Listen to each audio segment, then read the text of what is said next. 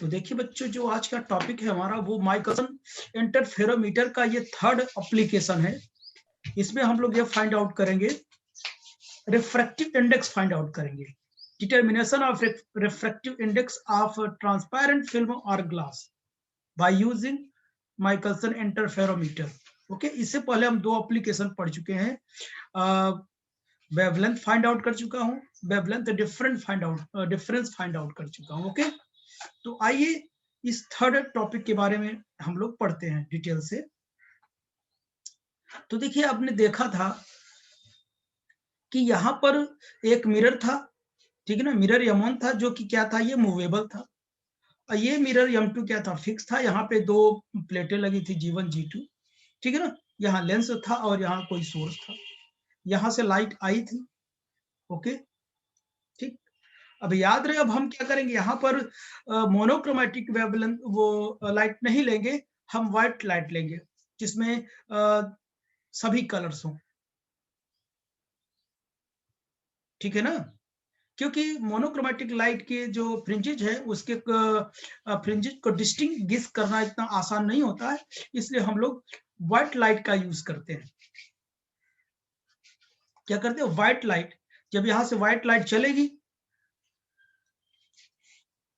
चलेगी,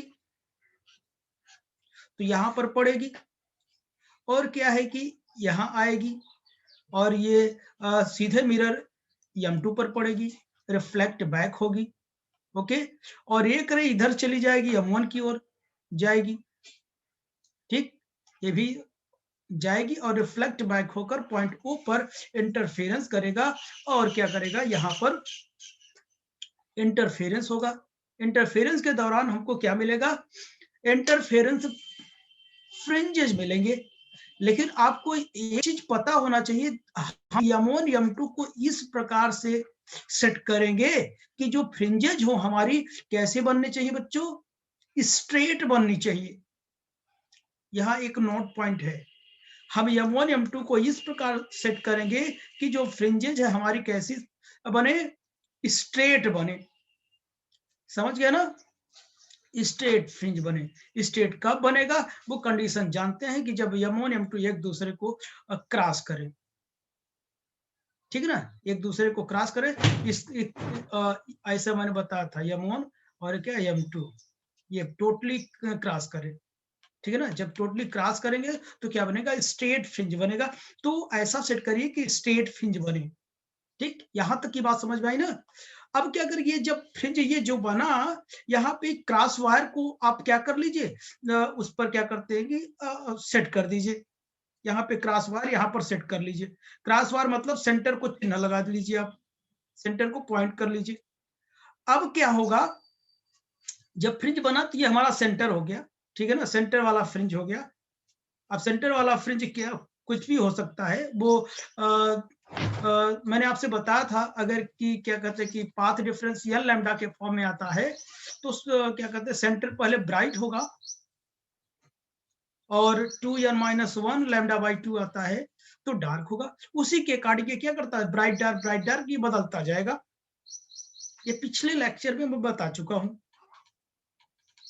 ठीक है ना। अगर यहां से यहां तक चेंज होता है तो ब्राइट के बाद डार्क आएगा। अगर इसी के इंटीग्रल मल्टीपल के फॉर्म में आता है तो सेम फ्रिंज हमारी मिलेगी। ओके, तब सेम फ्रिंज मिलेगी, ठीक। पिछले लेक्चर आप देख लीजिए, उसमें मैं सब कुछ बता चुका हूं, ठीक है ना। अब मुद्दा ये हमारा ये नहीं है, ठीक है ना। अच्छा, अब देखना काम की बात देखिए। अब जिस जिस ट्रांसपेरेंट प्लेट की, यानी किसी भी जो फिल्म है जिसकी भी हमको रिफ्रैक्टिव इंडेक्स फाइंड आउट करनी है, उसको इन दो पाथ के इंटरफेरिंग बीम के पाथ में रख देंगे हम।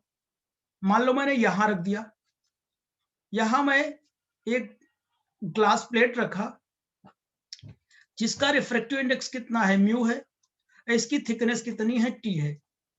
और इसका हमको क्या करना, रिफ्रैक्टिव इंडेक्स फाइंड आउट करना है। यानी जिस प्लेट की हमको रिफ्रैक्टिव इंडेक्स फाइंड आउट करनी है, उसको इसके बीम की पाथ में हम रख देंगे, पुट कर देंगे। अब आपको पता है, जैसे ही यहां पर रखेंगे तो इसकी पाथ में डिफरेंस कितनी आएगी, बोलिए। आपने ये फार्मूला पढ़ा होगा, म्यू माइनस 1 इंटू टी, याद करो, याद है ना? Yes sir. कितना पाथ में डिफरेंस आएगा? म्यू माइनस 1 इंटू टी आएगा ना। लेकिन याद रहे, जब एक ग्लास प्लेट रख देंगे तो यहां देखिए, लाइट एक बार जाएगी और एक बार वापस आएगी, टोटल पाथ डिफरेंस कितना होगा? 2t होगा ना, 2t होगा। और ये 2t होगा, और ये होगा कि नहीं, बोलिए? 2t होगा। Yes sir.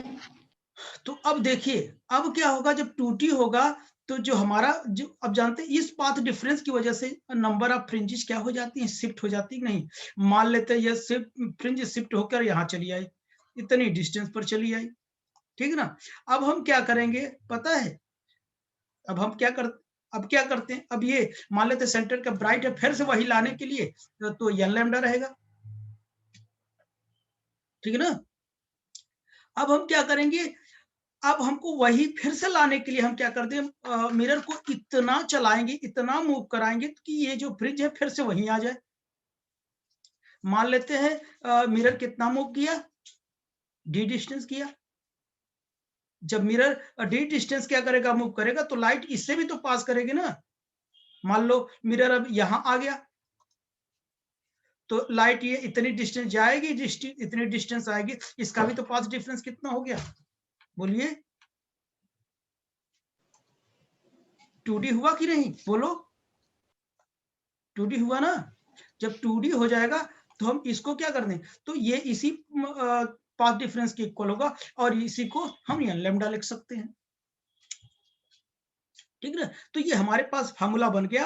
अब रिफ्रैक्टिव इंडेक्स आप फाइंड आउट कर सकते हैं, यहां से म्यू आप निकाल सकते हैं, ठीक है ना। थिकनेस फाइंड आउट कर सकते हैं। तो आपके पास फार्मूले जो है दो टाइप के बन गए। एक तो ये बन गया 2 mu minus 1 will be equal to 2d, ऐसे लिखो, या तो आप क्या लिखो ऐसे 2 म्यू माइनस 1, सॉरी टी भी यहाँ है, और t will be equal to n lambda, क्योंकि 2d भी तो जानते हैं ना, 2d will be equal to n lambda होता है, ठीक ना। तो इस फार्मूले से आपको क्या मिल जाएगा? रिफ्रैक्टिव इंडेक्स फाइंड आउट हो जाएगा। एनी प्रॉब्लम किसी को? नहीं ना। देखिए, आपको पाथ डिफरेंस दिया रहेगा, कितना मूव करवाए, ये मिरर M1 कितना मूव करवाए, डी डिस्टेंस मूव करवाए, तो ये फार्मूला लगाइए। अगर ये नहीं दिया है कि कह रहा है कितने नंबर ऑफ फ्रिंजेस क्या कर रहे हैं, क्रॉस ओवर कर रहे हैं, 1 2 3 4, अभी 4 कर रहे हैं, ऐसे ढेर सारे number of fringes cross over करेंगे, तो हम क्या करेंगे? n लैम्डा लगाएंगे, ओके। तो हम ये फार्मूला यूज करेंगे, ठीक ना। तो आइए इसके बारे में, तो देखिए अभी मैंने प्रॉपर तरीके से समझाया। अब क्या करते हैं, कुछ नोट्स की बात कर लेते हैं, लिख लेते हैं, ठीक है ना। प्रॉपर तरीके से आप अपनी कॉपी में लिख लीजिए। तो देखिए, Michelson interferometer is adjusted to produce state wide fringes. मैंने बताया ना, माइकलसन इंटरफेरोमीटर को इस तरीके से एडजस्ट करेंगे कि स्ट्रेट फ्रिंजेज हमको मिले, स्ट्रेट व्हाइट लाइट फ्रिंजेज मिले, ठीक। And the cross over is adjusted on one straight fringe, किसी एक पर हम क्रॉस बार को क्या कर देंगे? फिट कर देंगे। When a thin transparent plate is introduce, जब ट्रांसपेरेंट क्या करेंगे? इंट्रोड्यूस करेंगे, किसका? जिसका हमको क्या रिफ्रैक्टिव इंडेक्स फाइंड आउट करना है, वो मैं नहीं लिखा, लिख लीजिएगा ना। Introduce in the path of one of the interfering beam, ठीक है ना। जिसका मुझे क्या है? रिफ्रैक्टिव इंडेक्स फाइंड आउट करना, उसी को रखना है। A path difference of 2 mu minus 1 into 2 is t is introduced between interfering beam, तो इतना पाथ डिफरेंस आ जाएगा, इसकी वजह से एंड फ्रिंजेस इज शिफ्टेड, इतना फ्रिंज क्या कर जाए? शिफ्ट कर जाएगा। अब यही शिफ्ट फ्रिंज को शिफ्ट कर जो हुआ है, इसको वापस लाने के लिए, if the mirror M1 is then moved till the fringes are again seen, फिर से वही क्या कर जाए?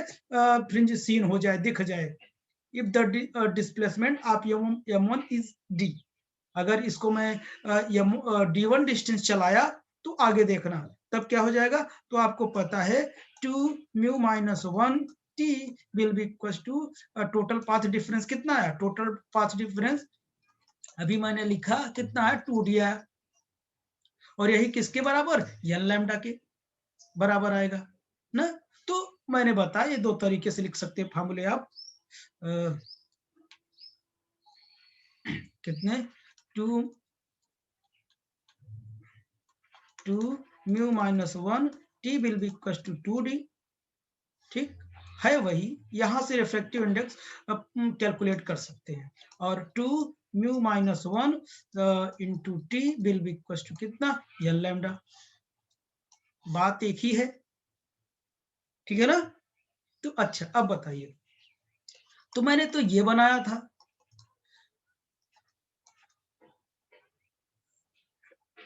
यस था, ये लेंस था, ठीक है ना। यहां मैंने कोई प्लेट रखा था जिसका रिफ्रैक्टिव इंडेक्स मुझे निकालना था, ठीक। अच्छा अब बताइए, अगर मुझे क्या है कि किसी गैस का निकालना है, फॉर गैस के लिए निकालना है, तो बच्चों क्या करेंगे हम, तो इसी पाथ में ध्यान सुनना आप लोग, इसी पाथ में मैं क्या करूंगा, आर्म में वही जिसका गैस निकालना उसी कंटेनर को यहां हम क्या कर देंगे, इसके पाथ में ऐसे हम रख देंगे, ठीक है ना, ऐसे रख देंगे, जिसकी लेंथ कितनी है, यल है, और रिफ्रैक्टिव इंडेक्स कितना है, म्यू है।